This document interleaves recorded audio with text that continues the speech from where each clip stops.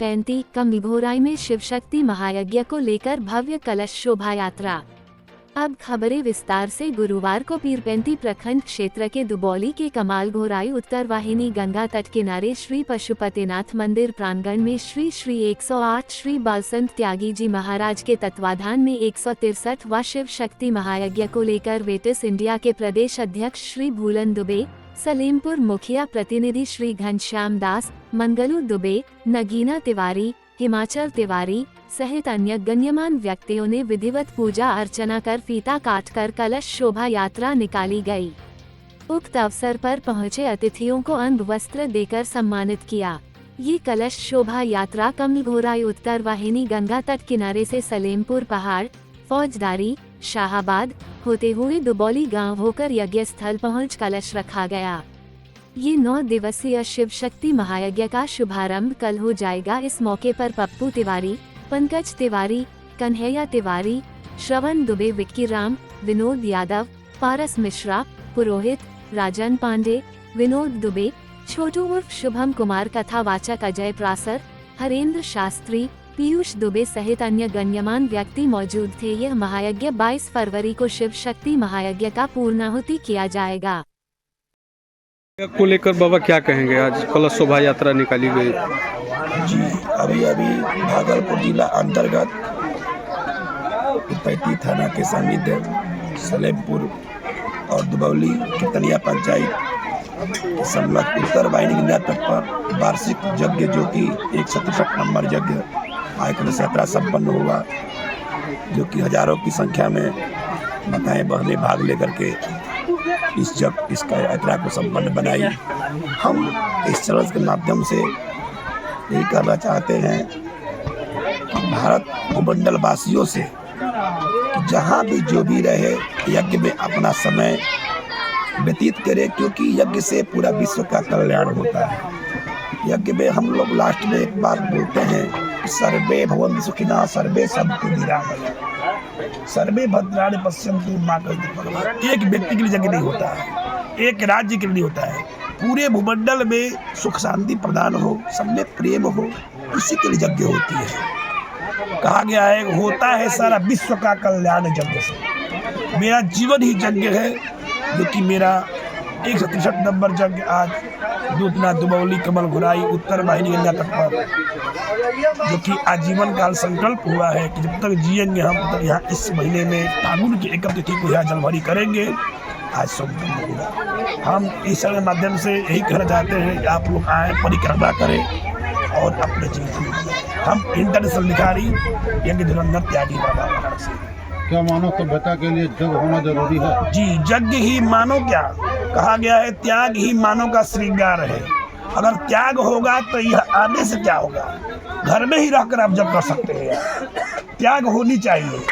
यज्ञ को अपने जीवन में उतार लीजिए। ये परिस्थिति क्या होता है, जब घर में भी रहेंगे तो आप स्वाहा ध्वनि सुनेंगे। आज तो नेट की दुनिया हो गई, घर में भी रह करके हम यज्ञ देख सकते हैं अगर इच्छा हो तो।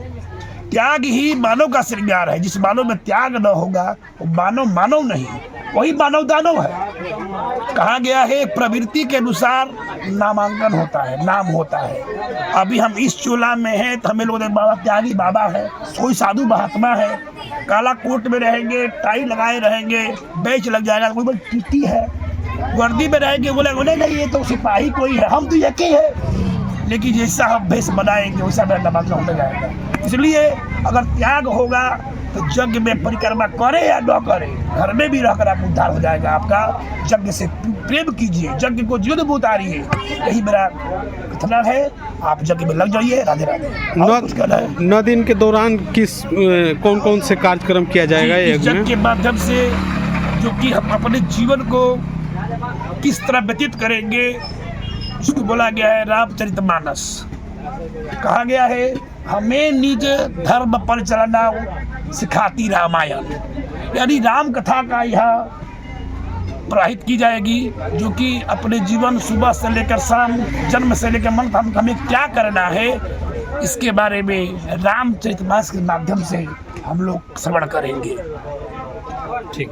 आपके चैनल के माध्यम से यह तमाम इलाके क्षेत्र वासियों को निवेदन करते हैं, अपील करते हैं कि 9 दिवसीय महाशिव शक्ति यज्ञ का आयोजन त्यागी जी महाराज के द्वारा किया जा रहा है। हम लोगों को इस यज्ञ में तन मन धन से भाग लेना चाहिए।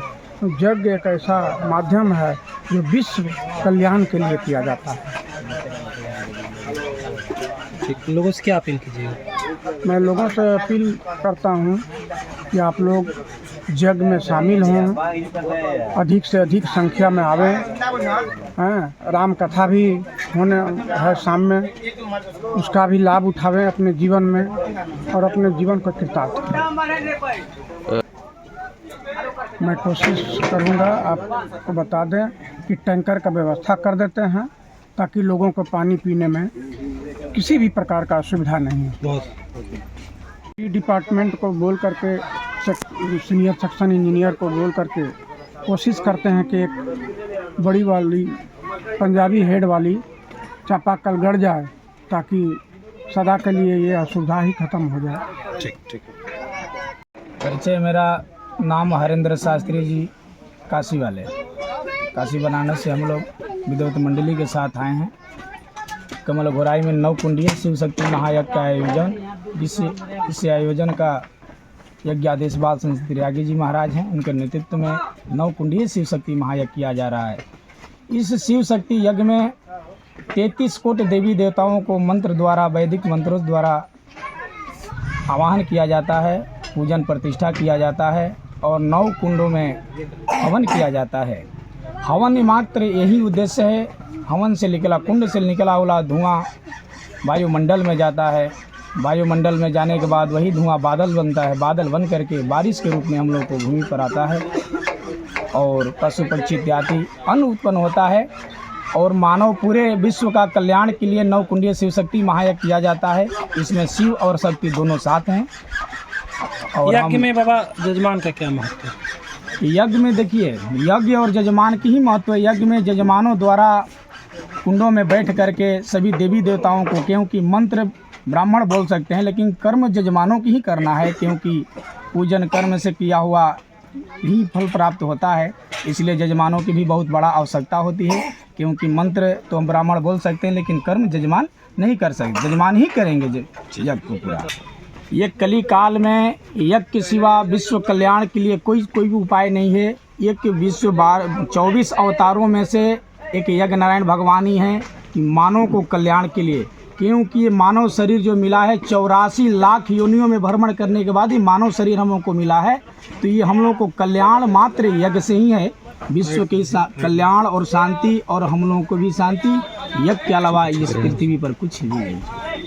जी महाराज राम कथा कहेंगे और राम कथा हम लोग सभी लोग आकर सुनेंगे। इससे हमें यही प्रेरणा मिलेगा कि मनुष्य के जोनी में आकर हमको किस तरह से रहना है, कैसे माता पिता का सेवा करना है, एक भाई और एक भाई के प्रति क्या प्रेम होना चाहिए, एक पिता और एक पुत्र के प्रति क्या प्रेम होना चाहिए, कैसा संबंध होनी चाहिए। इस कली युग में भवसागर से पार होने के लिए एक कथा ही आधार है, एक राम का नाम ही आधार है। कार्यक्रम कब से कब है? कार्यक्रम कमेटी निर्धारित करेगी कब बजे से कब बजे तक होगा। यज्ञ कमेटी के द्वारा सूचना सबको दिया जाएगा।